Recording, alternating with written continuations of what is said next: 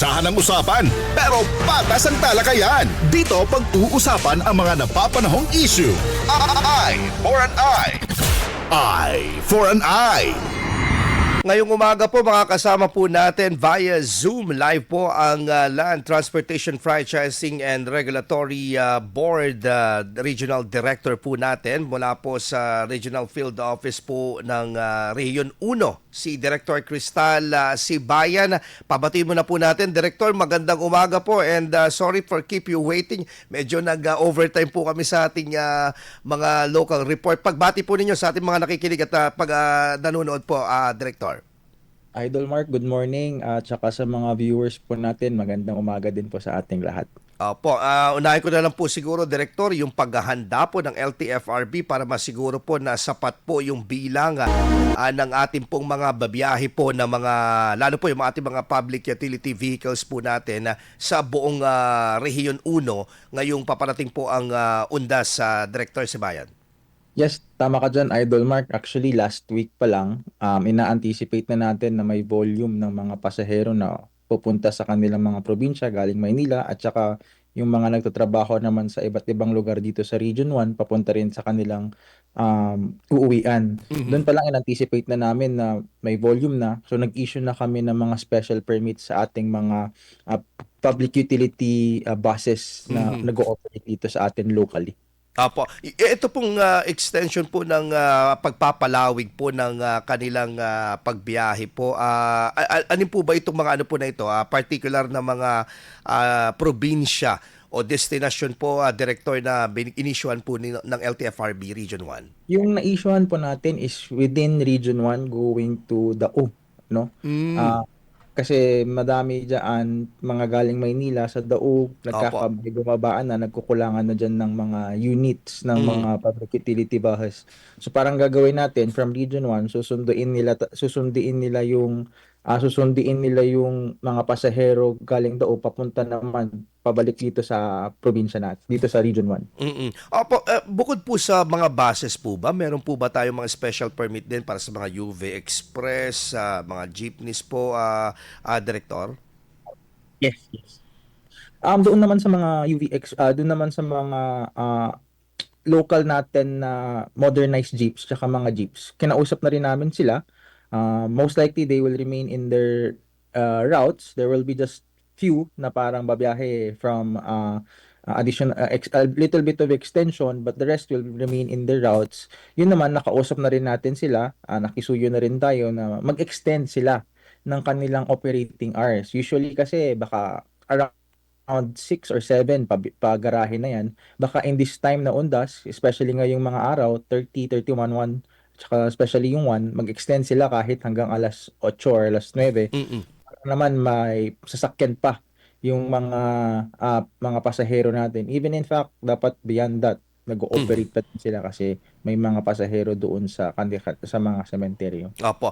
Director, kamusta po ang inyo pong pakikipag-ugnayan syempre sa iba pong ahensya po ng ating gobyerno, particularly yung inyo pong cluster po under Department of Transportation with LTO at iba po ng mga nasa aspeto po ng batas trapiko at ilang po ng mga usapin po patungkol po dito sa paghanda po sa UNDAS 2025.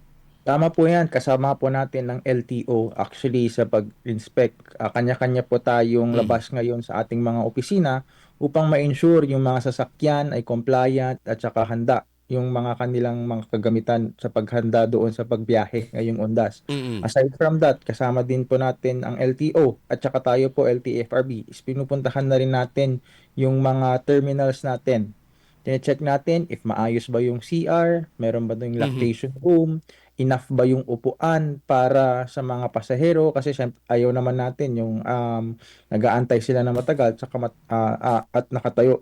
So if nakita namin na sa paghahanda na pag-check namin na compliant sila, wala na good.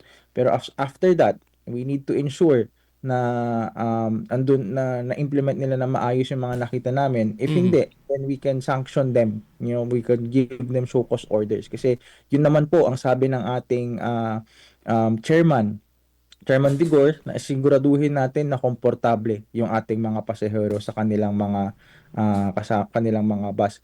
Hindi lang po LTO, mga PNP, HPG, simula na rin po tayong makipag-ugnayan sa kanila upang sa pag-check po ng mga ng ating mga terminals. Opo.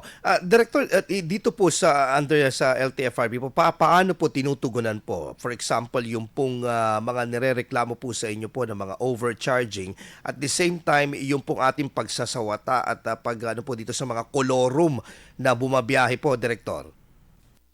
Good question, Idol Mark.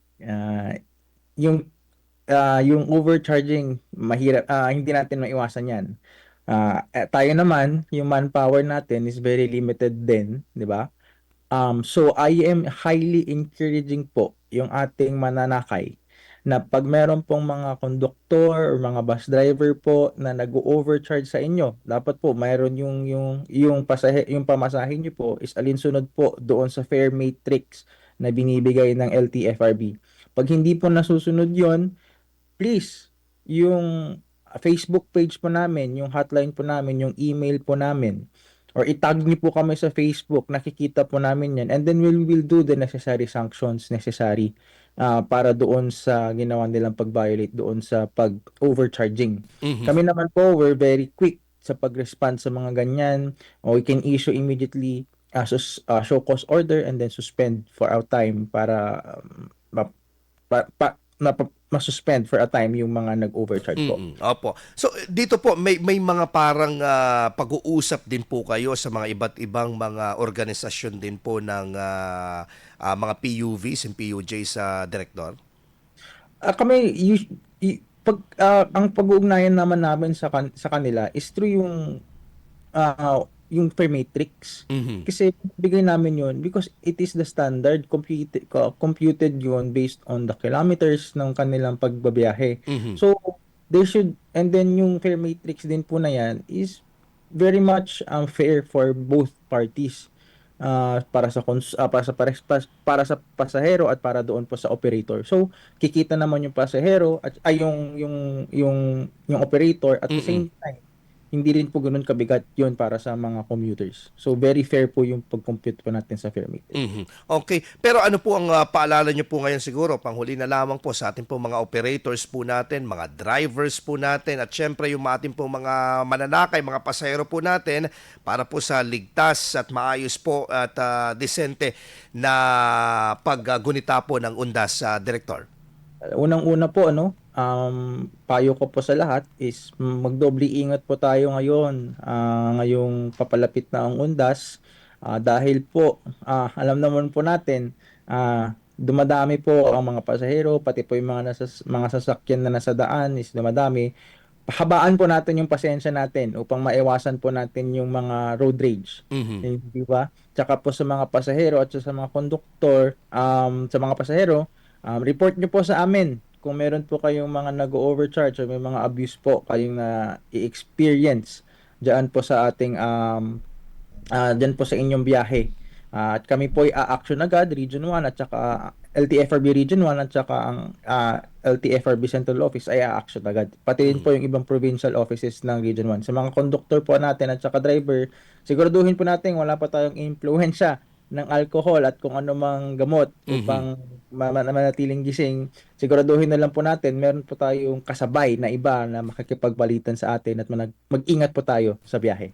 Director, baka may mga ano po kayo, announcement po kayo ng mga activities ng LTFRB Region 1 for upcoming ano po natin bukod po sa undas sa Director. Yun muna, Mark. Ayoko munang mag-preempt po ng mga LTFRB. Okay. Pero we have exciting times ahead po. for LTFRB Region 1. Maraming salamat po, Director Cristal Sibayan po, ang Regional Director po ng LTFRB RO1. Maraming salamat po. Agyaman kami, sir, and naimbag nga bigata po. Thank you rin, Idol Mark. Good morning po sa lahat. Idol, susunod na po ang ating pong RMN News Nationwide, The Sound of the Nation. Yan po ang panayam po natin.